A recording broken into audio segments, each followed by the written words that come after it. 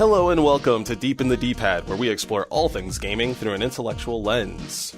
I'm your friendly neighborhood host and level designer Carlos, and with me as always is RK Taylor. Hello. Today we'll be getting into time management and the dread that it brings us all. Before we get into our own personal D-Pad delights, I'd like to reach out with you, the audience, and ask you to send us your own D-Pad delights to askdeepinthedpad@gmail.com. We'd love to hear some stories from y'all and share it with the rest of our audience. So if you feel so inclined, please send us an email with your own D-Pad delight via askdeepinthedpad@gmail.com. We'd also be willing to accept skill treats. Just put D-Pad delight or skill treat in the subject line.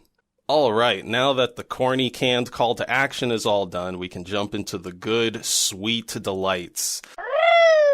So, since we're talking about like time management and games about time management today, I was heavily reminded of the Dead Rising series, and specifically playing Dead Rising 1 back on my like original Xbox 360, like the white box thing, whatever. Anyway, so Dead Rising is a zombie game, a lot like George Romero's like Dawn of the Dead, a bunch of zombies in a mall, yada yada. You only have 3 days, 72 hours to like figure out the story, which allows you to stay alive longer. They had an endless mode in here that like you couldn't save in. So in this endless mode, I think it was like roughly like, I can't quite recall, but basically it was like a fair amount of time, and the game wanted you to be alive for like 7 days, quote unquote, which was like 12 straight hours of Xbox play.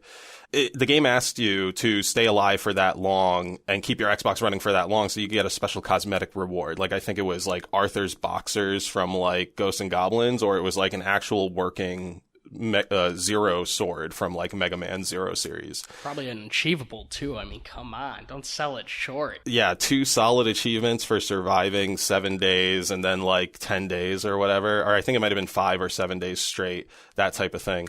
And just as I had cleared this thing, I got the achievement for it. I was like, fuck yes, like I made my 12 hours and I'm going to do a victory lap now in the maintenance tunnels that are full of zombies, but it also has cars. So it's easy for me to run them over. And so my base Xbox, first model 360 Xbox, after running itself ragged for like 12 hours at this point, it saw the maintenance tunnels and was like, no, I can't go on anymore. And like literally I keep the achievement, of course, but I lose any progress and like the cosmetics that I unlocked during that, because when I went into the maintenance tunnels, there were so many zombies in there that the Xbox was just like, I can't read the disc anymore. Bye-bye. And like shortly after, it red ring of death. Like it was just straight done after that. Yeah. I don't remember this story. That's crazy. Are you saying that it was so hard to render that it like put the Xbox in overdrive, you're thinking? Yeah, I think there were so many, because the maintenance tunnels is where they like really were like condensing all of their NPC population count.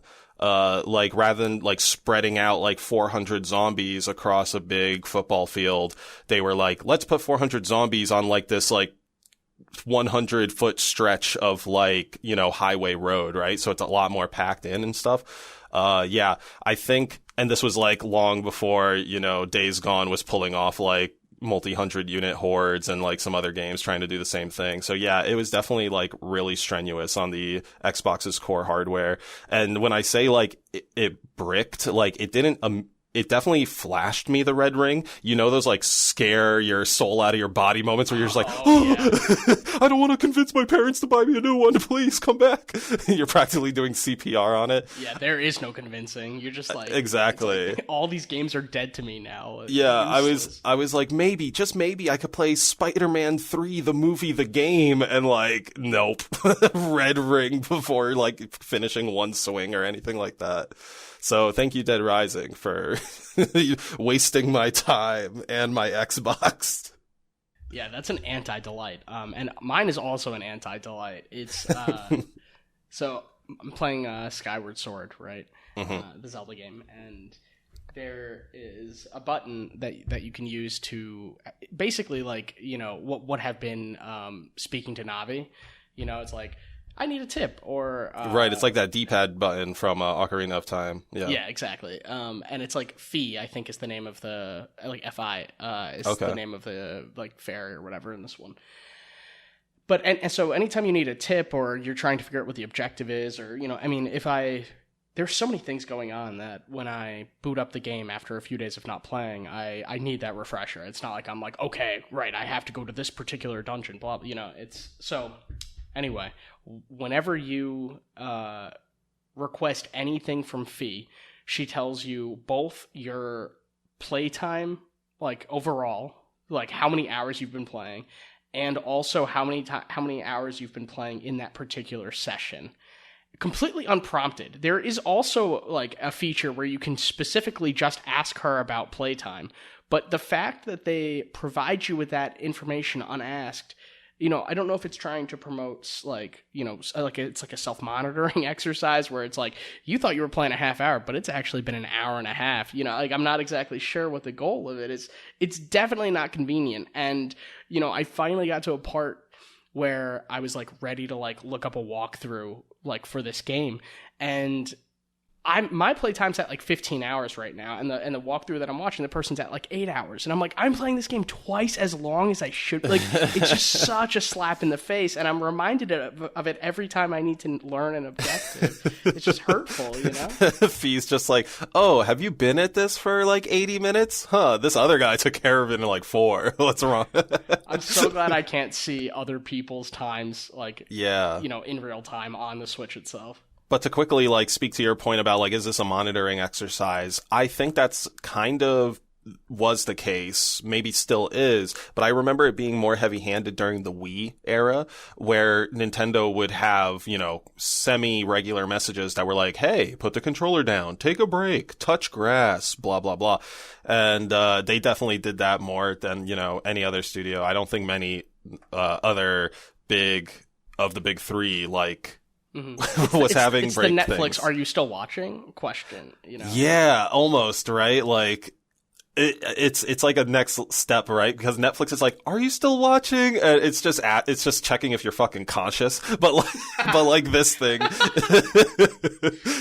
this thing with Nintendo is like, advice. We understand you're playing, but you should stop. It's like at the end of like Spider-Man 1, the movie, the game, where the narrator, like Bruce Campbell or whatever, is like, oh, well, you beat the game. Now go outside, you nerd. Like literally, like that's what the narrator's telling you. And that's sort of what it feels like. And I think, Skyward Sword, it was a Wii title. They had the big hubbub about using the Motion Plus controller so you could do the horizontal and vertical slashes against the Deku plants or whatever. So yeah, I think that's like just a holdover from that. Like, hey, let's make sure we keep the player very aware of like how much time they're using. I don't know if like that's because gaming, what like time given to gaming was like a problem in Japan or in other markets. I would be intrigued to like know why they included that, or rather very interested to know why they included that. Yeah, just to give Nintendo kind of a fair shake, they, I don't think it's purely this like you need to do other things besides game. I know that that's not what you're saying, but they also did that for Ring Fit, right? Like for Ring Fit, it would be like, you've been playing this for like 40 minutes now. Like, are you sure that you don't need to hydrate and like sit down for a minute, bro? For most media that we consume, the creators of the media want us to forget, or that we're consuming media, right? When I'm looking at a book, there's a page count, sure, but it's off to the side. It's not like you have been reading for this long, it's kind of like a subtle way to keep track for yourself. And, when I watch a movie, it's a similar situation, right? It's not like the director isn't incorporating like a time bar in the movie so that everybody in the theater can see exactly how much time is remaining. But that's a feature that if you want to know, and you're watching it at home, you can toggle and you can see, okay, I have 15 minutes left and I can budget my time accordingly. So it's nice to have it as a feature when I want it, but to dish it up without a request is kind of contrary to a lot of art in the first place. You're supposed to be in a timeless like mindset or something. Yeah, you want to be, at least for games as well, like you want to be in a flow state or some sort of like very immersed, engrossed state, and like knowing how time is like perceived and moving outside of that experience could definitely like bring one out. I could also see it being very stressful too, like where someone's like, hey, I'm just trying to have a good time, and then it's like, what? I've been playing for 45 minutes, and like a cold sweat starts breaking out and all that shit. Even though they may have the 40 minutes, they just don't like being told that. You know what I mean? Holy smokes, dude. I think we're already deeper in the D-Pad. Shit. How did this happen? Yeah, so I mean, we all have this kind of layman understanding of existential dread, I think, or many of us are familiar, or have heard that term before. I feel like it's a pretty memeable idea, Yeah. Existentialism, though, itself is a philosophical movement it's post World War II, so mid 20th century, and it's kind of difficult to get into exactly what existentialism is without getting into like deep into the weeds. And there are a couple of things I guess I could say right off the bat. One is that it's like not a uniform movement. There are a lot of different people who are categorized as existentialists, and some of them are hardcore Christian, and some of them are atheists. So even like the metaphysics that they base their existentialism on can be completely different. I am way more knowledgeable of existential dread and or existentialism as it relates to memes, because that's just my realm. And so to my understanding, existential dread is like that funny feeling you get that tends to be like negative when you are thinking about like the insignificance of yourself or something within the greater picture, and like that sense of like not being the main character or not being a big piece to this puzzle is what like sets off that dread. I think, is that kind of like there? Yeah. You're definitely giving me a good springboard. Okay, so existentialism is a response originally to like Aristotelian thought, which is you could call it essentialism, a subset of his thought, right? So he would say things like, if you had a flute, the function of that flute is to sound good. That is what a good flute does, right? So that's the essence of the flute. It is a music-producing instrument. Or a desk is something that you have the ability to write on. That is an essential quality. So then he would say, what is the essence of humanity, right? And then he would say to that, to be a good man is man's destiny or goal, and that's where ethics comes in, right? The existentialists are kind of responding to this, a couple thousand years later, with the idea that we don't have an essence. We exist before we have an essence, right? Like this idea that all humans everywhere have the same purpose, and that is to live an ethical life, is bunk. And you exist prior to having any kind of essential purpose. So you're left with kind of this vacuum, and what you're getting at is kind of nihilism, right? Like that you're kind of dancing around there, and nihilism is certainly coming out of 19th, 18th, and 19th century thought, right? We have things like if we want to think about historical precursors for this, right? We have massive loss of religion, right? We have less and less people believing that the church is the primary authority, and that the papacy is like the end all be all, right? We have we have like liberalism, right? People engaging in self-expression and having things that we call rights and all this liberty and those kinds of. It's like what Western society is predicated on certain assumptions of rights, right? And that's the authority there is kind of the individual, right? And that's where this existentialism is kind of fitting in, where it's like if we don't have God anymore and God was the primary value structure, then we're left with nothing but nihilism, right? Nothing matters. Everything sucks. We're just going to suffer and die. Unless you replace man's grand purpose with another grand purpose. And that purpose then for the existentialists is defining your own purpose yourself, right? So this is basically seize the day. It is like one way of thinking about it. And certainly it can get complicated and people have different approaches to existentialism, which is kind of what I was trying to, the caveat I was trying to give at the beginning, where for some people it could be about how can you reach glory with God. And it's like a mental, there's mental relationship of like having the most authentic relationship, with your theological beliefs. Right. For other people, it's just more, you're embedded in the world, you're like a person in time, and you have to operate as authentically to yourself and, be shaped by your society, but also be willing to, do the shaping. Yeah. Like you need to, be active in order to create your own like environment and or destiny to some extent. And yes, and existential dread is, well, my whole purpose in life is to live my most authentic self, but my time is limited. It's like for me, it's like I should be writing every single day, and I definitely don't. And I wish I did, or I wish I budgeted my time more appropriately. I wish, if I could live a perfectly efficient life, that would be great, But then I'm kind of selling myself to that efficiency, and I'm not being who I am in the moment. For you, it might be like, how many games am I going to develop in my lifetime? And knowing that your time is limited, and that's stressful, right? And this is when people have midlife crises, right? This is often, whether they realize it or not, an existential experience that they're having, where it's like, wow, I'm 45 right now, and like the life expectancy is 90, and that means that I've already, every day that goes by, I'm getting closer and closer to death. From 50% to 51% of my life has been lived, it's like that. It's like the bigger sensation of like looking at a clock and realizing like half the school day is done, but like in a really bad way. Yes.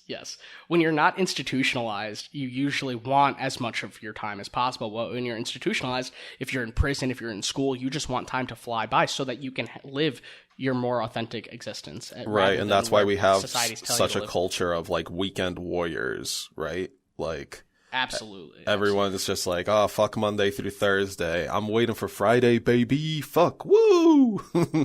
Absolutely, yeah. Ideally, you're living a life that is more true to you outside of work than inside of work. Part of what makes it work is the fact that someone has to pay you to do it. You wouldn't otherwise do that, even if it's something that you enjoy. You have to have a certain amount of discipline. There's a certain time allocation that, even if you really like making video games and wanted to do that every day, maybe you do that 4 hours a day instead of 8 hours a day or something like that. Yeah. Maybe you wouldn't attend this particular meeting, but you're beholden to it because this company kind of has you. If you want to continue to collect your paycheck and have your benefits, then you're going to have to, cough contribute up time. Your labor. Yeah, exactly. Yeah. So I feel like that's a fairly good basis for us to have the conversation about existential dread. I think just like one more thing that we can bring up is that like I mentioned the creation of like artistic creation as like part of alignment with one's authentic self, and like if given unlimited time, it might not be so stressful if we weren't engaging in our creative exercises every single day. Mm-hmm. If we were immortal, you would have enough time to make your games and it wouldn't be stressful anymore. But we live in a world now that is so saturated with data and media that I think that is also something that's like really overwhelming. I told you yesterday I bought a PS4 on OfferUp, and I am like so confused why I'm doing that, because like I still want to play Monkey Ball and I haven't even bought Monkey Ball yet, and it's like, what am I prioritizing? I feel like I'm just spending money to spend money at this point, and I don't have all the time to play all the games that are in my library already, and and then I have a backlog that isn't even in my library, and then it's like I'm getting a old console, like it's 2021 and I'm buying a PS4 so that I could play so you can catch up on all the games from like a 5+ year stretch of time, and each of those games is going to be a minimum of like 10 to 15 hours of play. Yeah, it's definitely, I have that same type of like thought process and feeling when I go to like pick up a new console. I'm like, do I really want to do this? Like it often happens with games as well, because like I just have so many at this point, and whatever else I'm trying to play, I tend to just now wait for Game Pass, because like there's so much content, like you said, so much content that like I can't financially consume it. Like it's just too grand. Typically, like that's where Game Pass comes in. But then also like the time commitment, which is like nice through Game Pass. This episode is not sponsored by Game Pass, but what I'm saying is like when I get I Am Fish and I'm like, oh, okay, this was kind of frustrating fun for 30 minutes. I think I'm done with you now. Like, I can be done with that. And like, if it feels good to be able to like spend 30 minutes or however long that you do have fun with this thing, whether it be 5 minutes or 30 minutes, it's like good to get that experience. But you know, with the deluge of content that comes out every single day, like you're more and more unlikely to like take those small dabbles, because I guess also on the money side of it, like you want to get the most bang for your buck, which is why we get the trend of games with like 40-hour quest lines, you know, side quests up to 60 hours outside the main quest, which is like, you know, it's wild, it's daunting, and more we see articles of people being like, this is too much game. Like, I can't play this game in a reasonable sitting. But there are like those few people, which I guess are like content whales, who can just be like, I really love Assassin's Creed, and I'm going to play this 100 hours of like quests, and then I'm going to buy the DLC that adds 15 more hours. Okay, so let's talk games that use time and or time management to create this like sense of dread.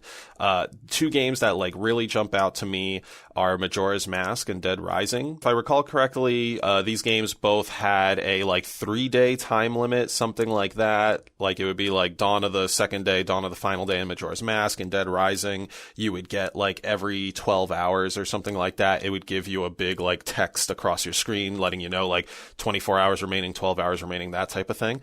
And it was all leading to like either the destruction of the planet with Majora's Mask and the moon crashing, or it was like the nuking of, you know, your location. So like your character, the mystery wouldn't be solved. All your companions, like even the ones who aren't your companions, are all going to die. And you want to figure out what the actual story is and try to stop that from happening.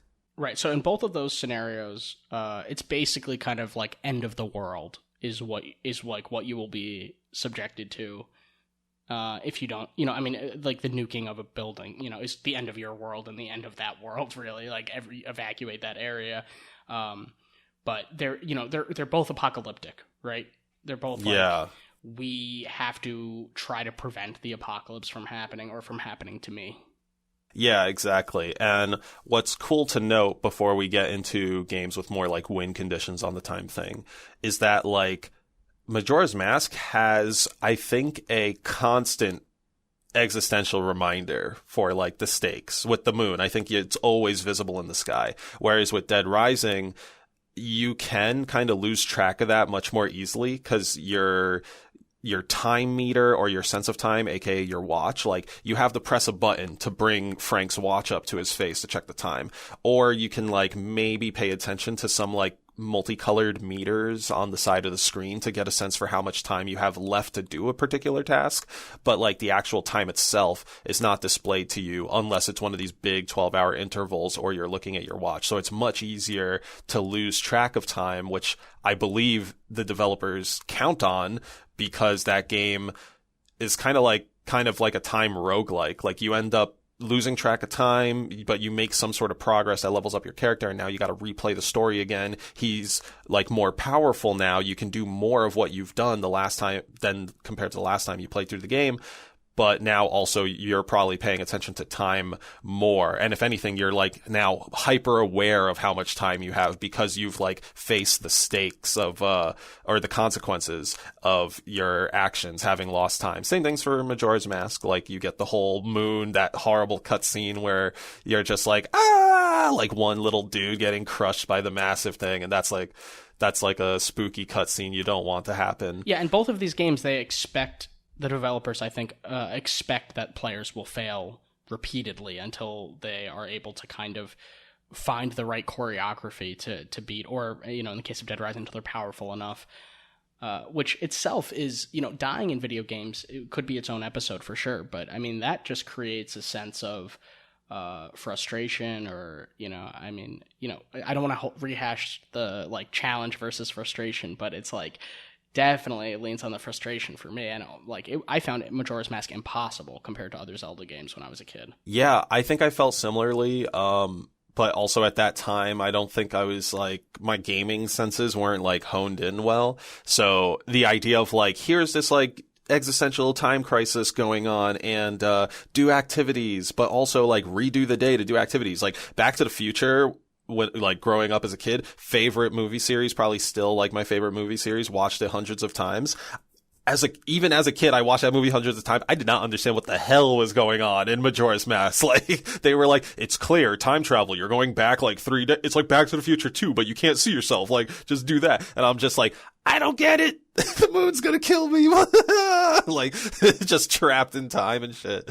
And so I kind of would be interested in like trying that game out proper now that like I have all my cognitive wits about me.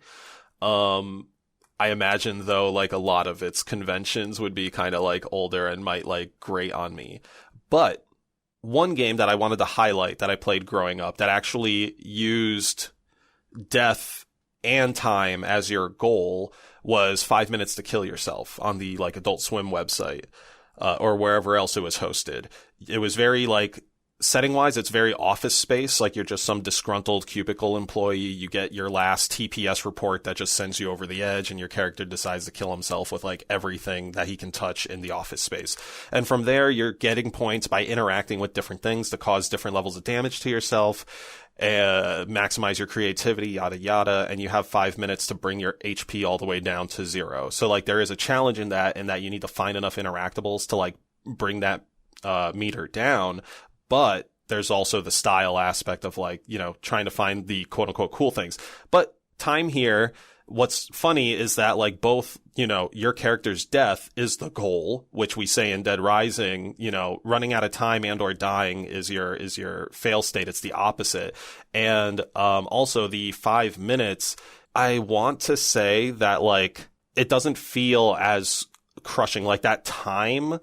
Maybe it's because the goal is to like harm your character, or like, you know, like you losing is technically you like surviving and having to go to whatever meeting the TPS report like talked about.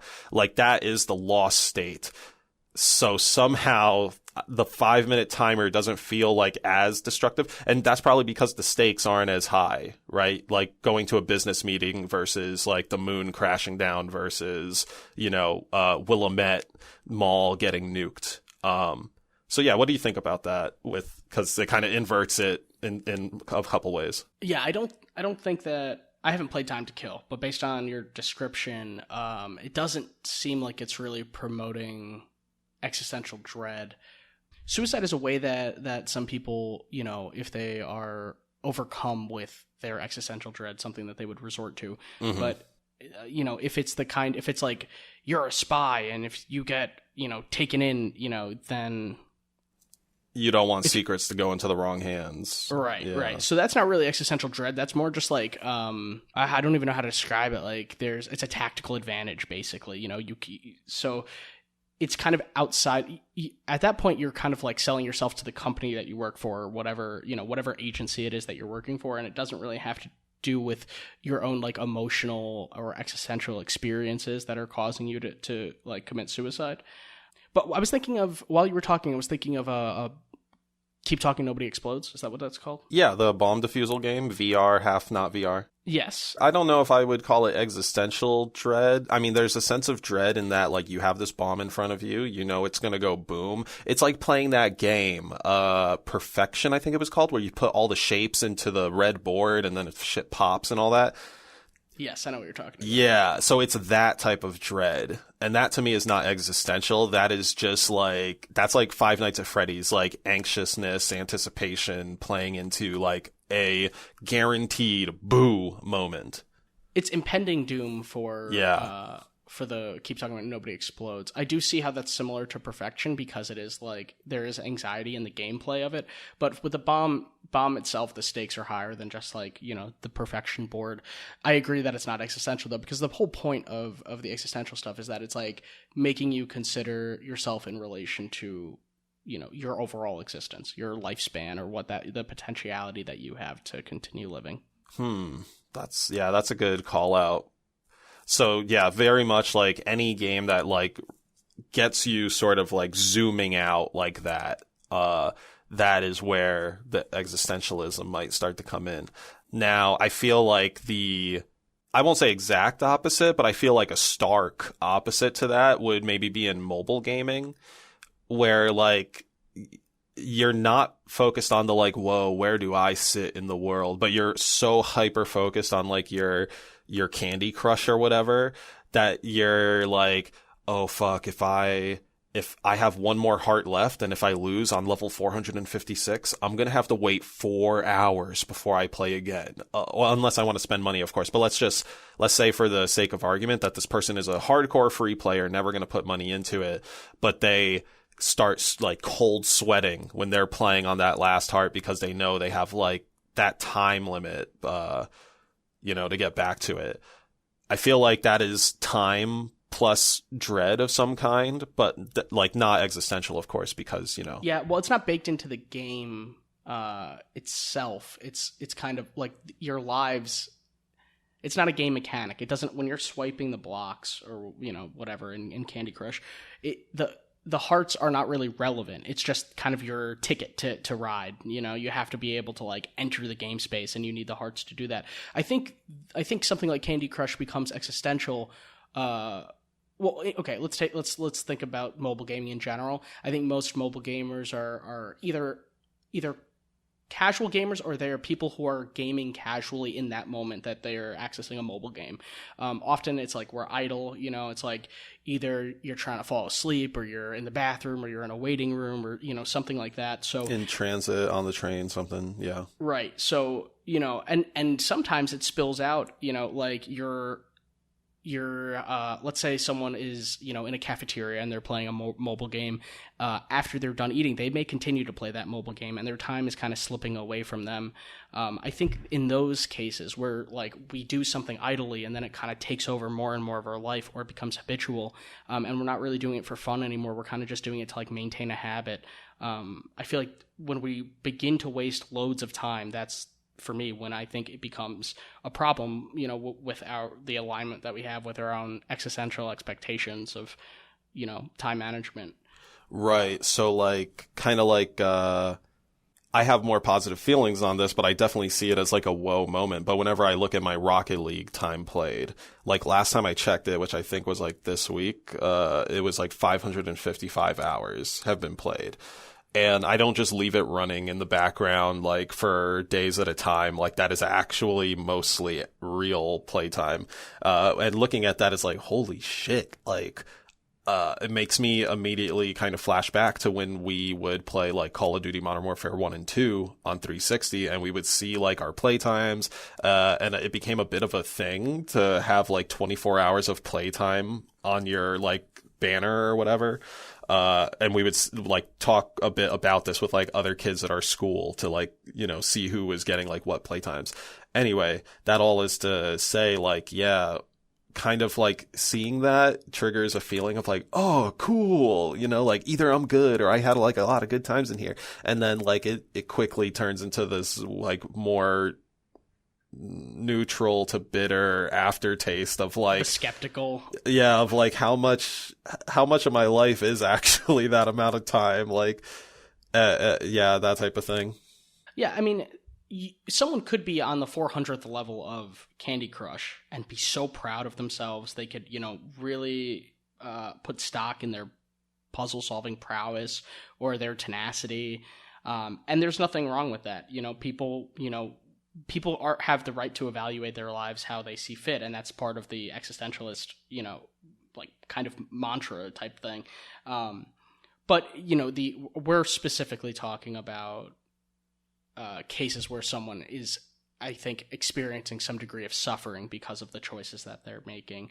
But it goes with Rocket League too. I mean, having hundreds of hours in Rocket League versus being on the 400th level of Candy Crush is kind of an arbitrary distinction that we have more as like a cultural, signifier. It's like, oh, because Rocket League is a game for hardcore gamers and it's a good game, then, it's better to have spent hundreds of hours playing Rocket League than Candy Crush, and again, are pretty arbitrary culturally. Right. Yeah. I mean, that's just kind of like gamer dick swinging type shit. Yeah, for sure. It's like Candy Crush. And that's because we see mobile games most of the time as time wasters. feel like that's usually the general populace like connotation to a mobile game. It's like, oh yeah, okay, I got like a couple seconds, or here's something that like I don't want to use all my brain power for, like I'll just like tap, right? Like again, you mentioned the idle games.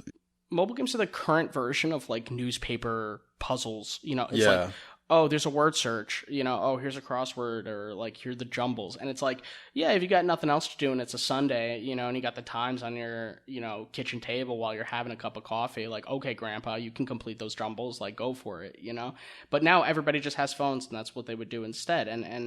But because it's not just like a once a week publication, and there are just such a preponderance of games out there, then it can really kind of like take over aspects of your life. And I think we would be more likely to question mobile game habits than we would have been 50 years ago to question people who did the newspaper puzzles, because that's just kind of like, you're going about your day, that's just like, yeah, that's integrated into my Sunday habit. And it feels like you're making a more intentional choice when it's something that you're only engaging with sometimes. Same with like substance use, right? Like if someone smokes one cigarette, like once a week, that's very different than someone smoking a pack a day. It's like, wow, it seems like you're really making a choice with one of those things. And the other one, it seems like you have an addiction, bro, Yeah, speaking of addiction and sinking a lot of time into stuff, I just want to circle back to Majora's Mask and Dead Rising. Specifically Dead Rising, because that's like the game I have more experience with. But like, just thinking like time management and stuff and how punishing that game was, I really think it ended up boiling down to this like live, die, repeat.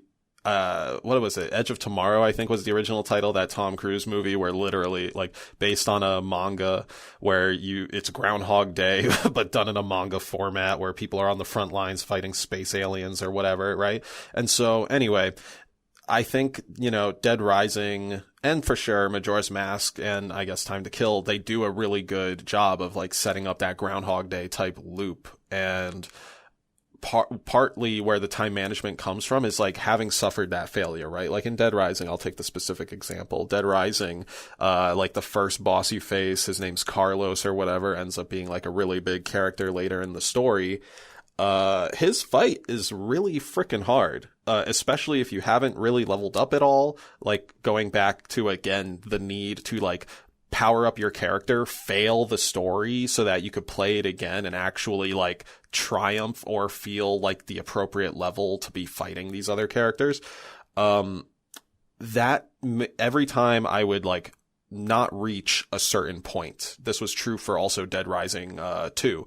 Cause since I had played that more recently, every time I would like die to a boss or miss a certain case lead side mission type thing, I would start to plan my route better, start to plan like what I'm doing with that time. Like I know I have 15 real world minutes to get from point A to point B, but I also need to tend to side quest A, B, and C, or let's say 1, 2, 3, while I'm going from point A to point B. So like, shit, how do I get 1 through 3 accomplished, like smart, right? And basically like the time management part came into two things. It came into like, who or what am I going to prioritize? Like, should I do this boss fight first because now I'm going to get a companion after the boss fight? Or should I go and get this companion and then bring that companion to the boss fight?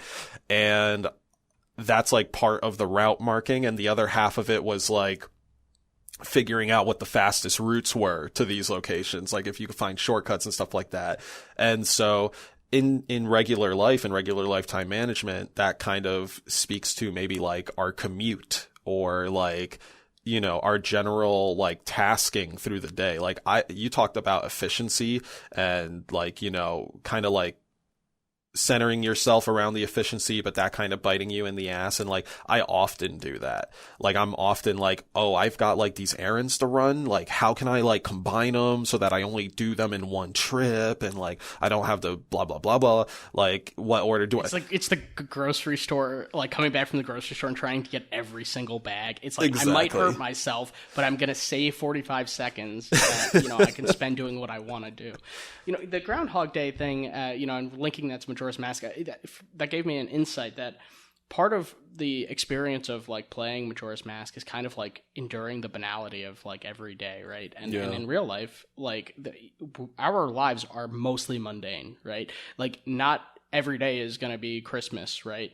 Like Alice in Wonderland has this, you know, the whole unbirthday, you know, like a very, you know, happy unbirthday to you kind of thing. And the irony that that's playing into is like, what if every day was worth celebrating? And it cannot be, because we have to get things done, right? And every day can't be a holiday. So most of our lives are going to be, you know, kind of toil, you know, or I'm going to eat breakfast and I might have the same breakfast every day. But even if I don't, I'm probably going to have breakfast, lunch, and dinner, you know, like that's just kind of how I've organized my life, you know, or you know, and it's, you know, to some extent it feels kind of like a cultural thing, and to another part it feels kind of like just an intrinsic to being or something, right? Like I wake up and it's like Monday and I have a Monday routine, right? And like part of that is like society has, you know, like we live in a society in which Monday is the beginning of a work week, Friday is the end of the work week for most people, and then you kind of engage in your norms, like, you know, throughout the week. But my dog also has a routine, right? So I feel like it's not just like me, or not just humanity, or, you know, not just our society. My dog wakes up and expects to eat, you know, halfway, or, you know, like into the evening, expects to eat again, expects to go out at certain times of the day, sleeps a lot of the day, and is wasting away, you know, so much of her day. Yeah, and that is a new thing that is going to have to push time management onto you, right? In some way or another. Like your dog has to go to the bathroom, your dog has to eat, and, you know, you now have to think like, okay, am I going to like block out some time for writing or like some music, like whatever you want to do on the side? When am I going to block that out? Because I know Doggo needs to go pee usually at 6 p.m. Maybe I'll like set it for, you know, 6:30 to this point. And yeah, I definitely feel that. Like my cat is a little similar. Like I don't have to take him out on walks and stuff, but he is my alarm clock now. Like I have become the designated person that wakes up at 6 whatever in the morning to feed him and shit. Yeah, and it doesn't even need to be a sentient creature living with you. I mean, it's like, how dirty does your toilet bowl get before you're like caving and you're like, this is reducing my quality of life? Like I would be better off cleaning, like, you know, at what point does it become your biggest priority to clean your bathroom, you know? Well, you know, actually, it's very funny you talk about cleaning the bathroom. Let's talk about games that like have chores. Because these often are very time-centric as well, but not like, you're gonna, like, die. It's more like, let's say, like, Stardew Valley or something like that. It's like, oh, you only got, like, 12 hours of daylight. Make sure you, like, chop your crops and tend your gardens and blah, blah, blah. How much have you, like, played these types of games? I have, like, some experience with it. Really not a genre that I am particularly drawn to. I now that I'm older, I just think of them as like really big time sinks personally. Mm-hmm. And it just doesn't feel very like mechanically gratifying. I don't feel like I've really accomplished much. It's just more like, oh great, I can customize which flowers are in my yard in Animal Crossing. I have absolutely no desire to do that in real life or in any game, you know? But I played the shit out of Farmville on Facebook, like when we were in like 13 or something. And I was, you know, there were other games like that I, you know, that were kind of like, I think of them as like, they rely on time passing in real life, you know, there's no in-game time, right? It's like, these will take 8 hours to grow, right? It's like, or this takes 12 hours to grow. And I remember having like lists of like I would have like basically an Excel spreadsheet that I created myself on like lined paper, you know, and would figure out like the optimal times to grow whatever. And it's like, you know, some of the problems that I have with the chore games is that there's never an endpoint. Like you could farm bananas all day, you know, and so what are you getting, you know, what? And this is kind of like, we could say this about like making money, right? Like making money will only get you so far in real life, and at some point it's like diminishing returns to spend all your time trying to make money.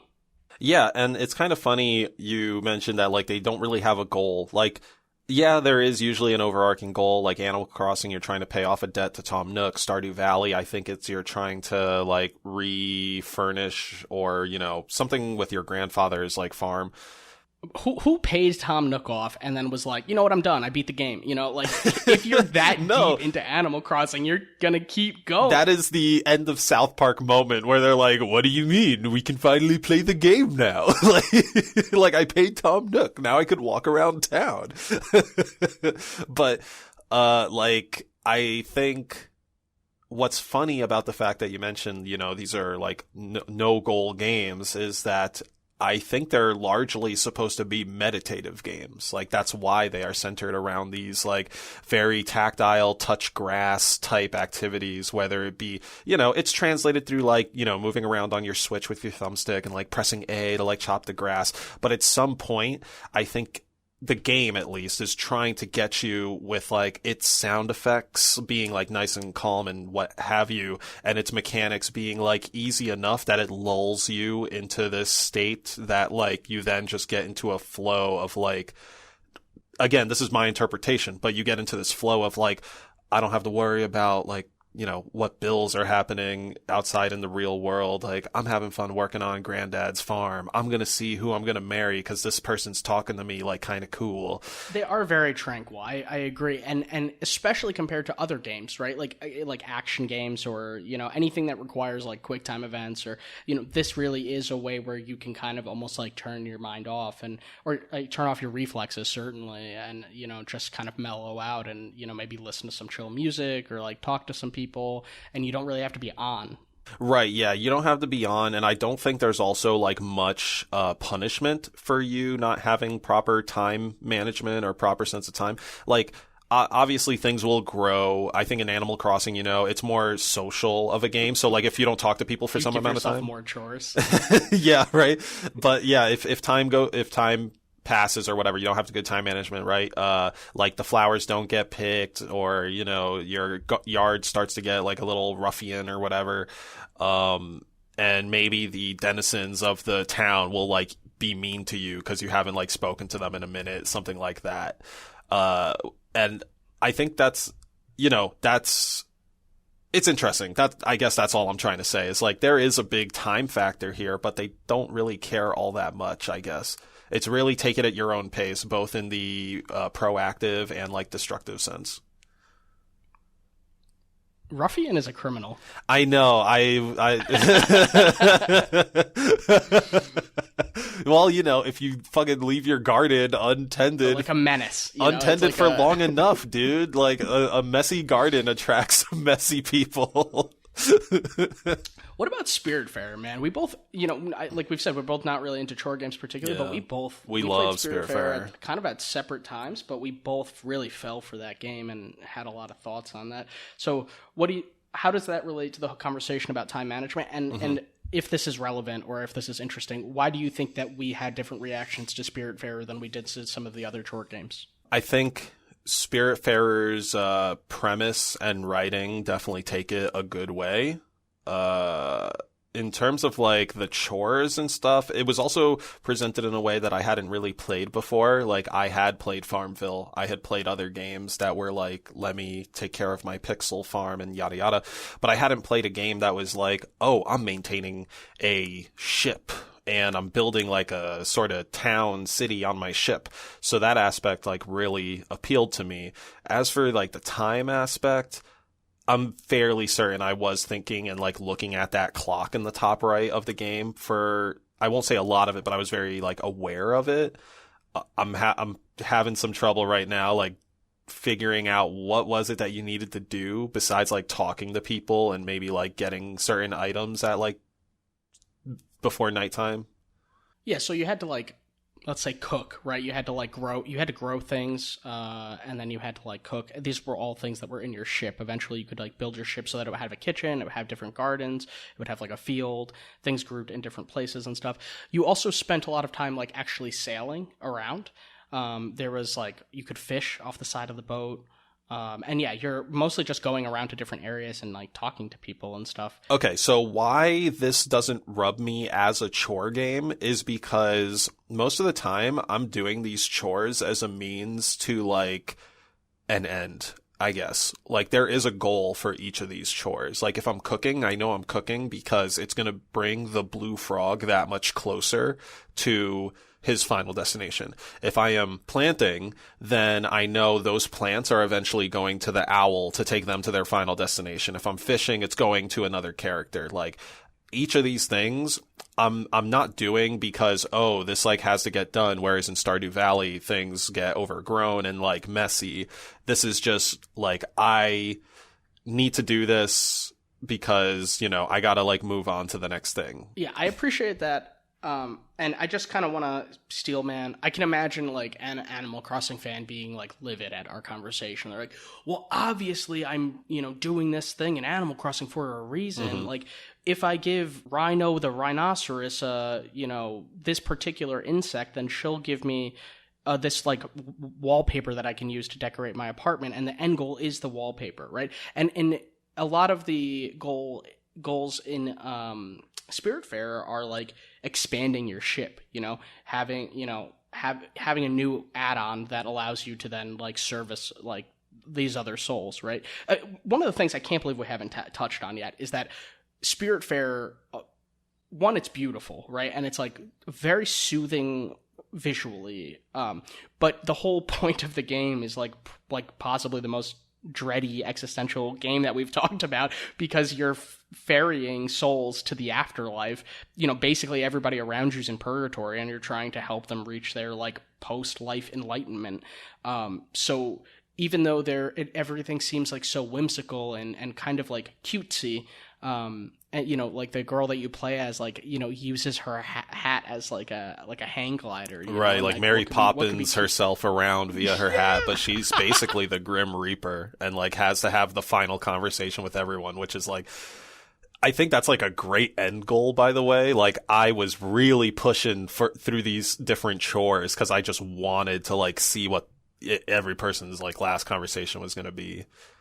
And it's like, yeah, that, I mean, I don't know if I felt dread on that, but it certainly did like activate like existential like feelings or thoughts, because, you know, how can you not? And again, like the writing for the game and for sure like sound design and everything else, like it takes it really far with, you know, what mechanically presented I don't think is like highly notable, but it does some fun stuff. Mm-hmm.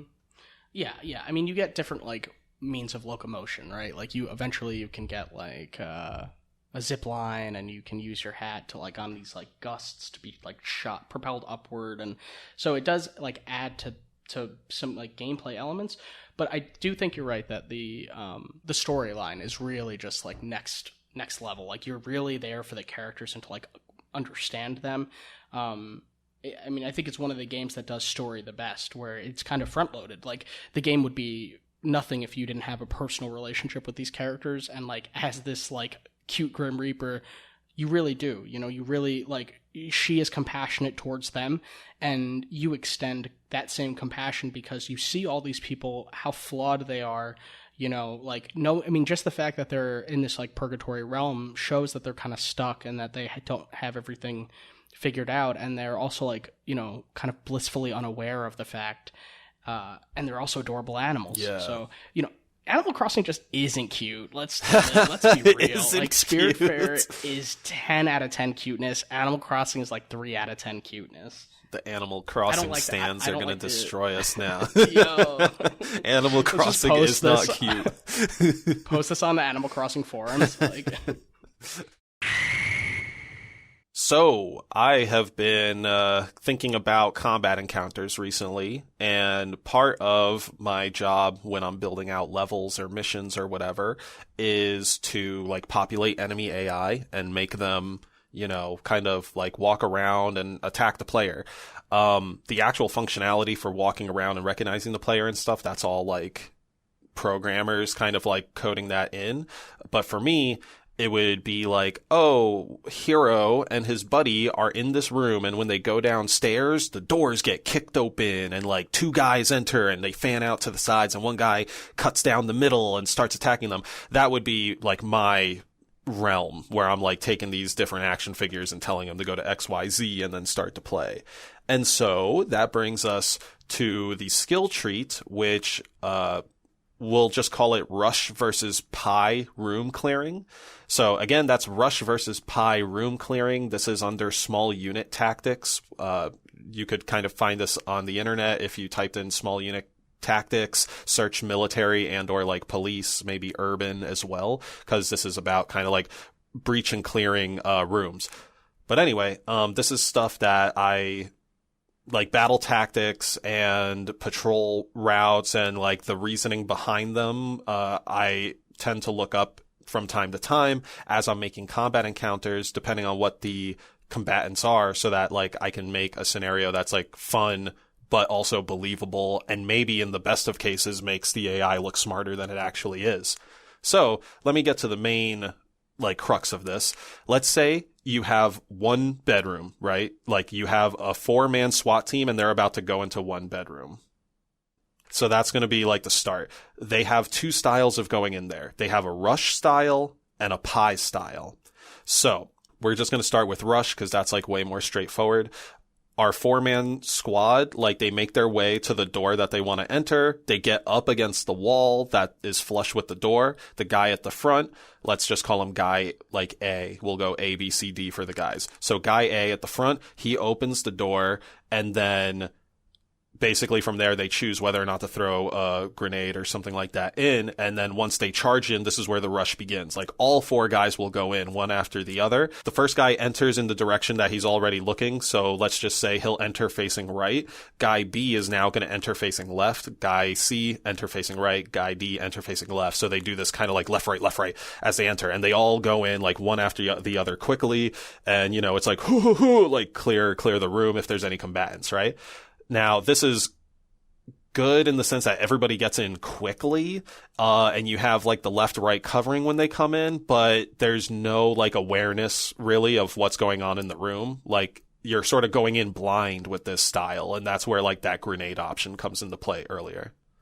So the goal is to, the goal of like a rush encounter is to surprise the people who are in the... Yeah, I believe it's speed and surprise, yeah. And then the other one is what you said? The other one is called pie, and I'll explain why in a moment. So let's kind of go back to the start of the example where guy A through D are flush against the wall. The door hasn't been opened yet, right? And so now guy A goes to open the door, and when he opens the door, you know, he has a bit of visibility from his angle, but instead of just rushing in, he will now do like a semicircle pass across the open doorway to then post up on the other side of the door. So he's not entering the room. He's making a pie shape, like semicircle across the way so that he now scans the room as he's walking that pie crust like formation.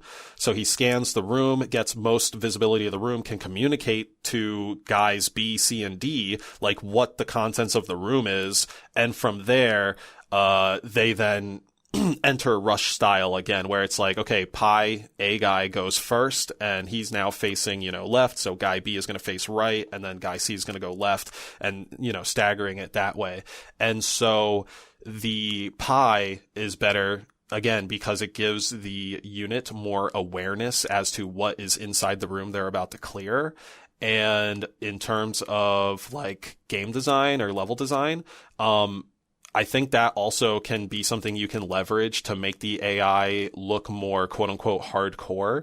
Like, let's say you wanted to make 2 AI encounters, you know, with humanoid characters, and one of them is supposed to be like a group of apocalyptic drifters who, like, they don't really have any formal training, they just have guns and yada yada. You'd probably want them to do the rush formation, because it's like, you know, they don't have the military training. They're not going to do the tactical, like, look around. They're just going to open the door and go in and, like, be like, you know, we want your stuff. But if it's like, oh, these guys are actually, like, spec ops Marines that the main character is fighting, then we would say, hey, let's make them do that pie thing. Like, if it's as simple as, like, AI, you know, open door and then walk to this POI before doing this thing, like, it may take 30 minutes to set up, but it makes players go like, oh wow, these guys are like, they're smart. you know, even though they may only be following the order of like open door, walk to point B. Okay, now I walk in. Right, it's the illusion of like being sophisticated or dynamic. Correct, yeah, the smoke and mirrors. So again, our skill treat for today was like small unit tactics, and we learned about rushing into a room versus pie before entering a room. Yeah, we could do this in Back 4 Blood. We could just True, very true, honestly. Like, I would be intrigued to see some actual like squad tactics shit happening in a game like that, especially with the friendly fire turned on. Something else that actually works really well with this skill tree, and it's something y'all at home can play. I recommend this game. It's called Door Kickers. It's a, I guess, tactical top-down squad game.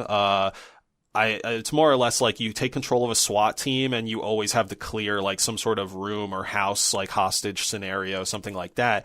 And you're doing like draw overs like John Madden to control the AI and tell them where to face and how to walk and, switch weapons and stuff. And it's very cool that way. You can pause time like at any time you want. But once shit goes down, like it goes down. Like if you lose a guy, you like would have to restart the mission or something like that. And they actually have like these mission chains where it's like you start with only 4 people, but you have to do 3 operations without losing them, which is like pretty cool. And so I kind of suck at this game, but like looking into this stuff, I realized why I was sucking at this game.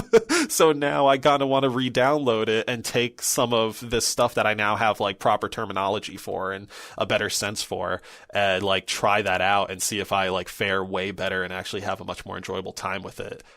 So again, that's Door Kickers. Really cool game. If you like SWAT shit plus drawing, like the drawing part I just think is like a really fun, novel thing. But try it out, Door Kickers and small unit tactics. It's going to be a good time. Thank you for listening to Deep in the D-Pad. Subscribe wherever you listen to podcasts and share us with your friends. For updates and discussion, follow us on Reddit at r/deepinthedpad. Facebook at Deep D-Pad, and subscribe to Deep in the D-Pad on YouTube. Don't forget to hit the bell. And if you want to ask us questions or get a chance to share your own D-Pad Delight on the show, email us at askdeepinthedpad@gmail.com. Be sure to put question or delight in the subject line. Big thanks to 8-Bit Jazz and Kevin MacLeod for supplying the music for the show.